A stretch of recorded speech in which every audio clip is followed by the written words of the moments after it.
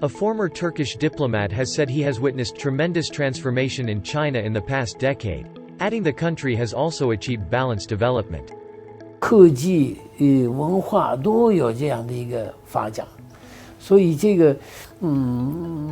一方面来看呢，中国的发展是还是各个领域来讲还是比较平衡的。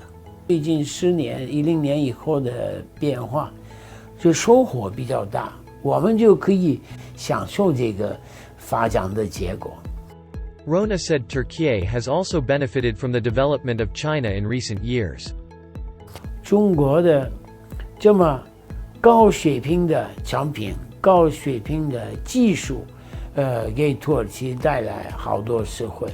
一个呢是一个土耳其能够引进这么高水平的一些产品和技术，还有呢减少对西方国家的依赖，也减少成本。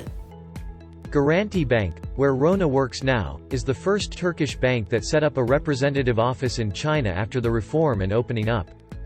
我相信，中国的这个对外开放政策都不会变，而且呢反而可以更大。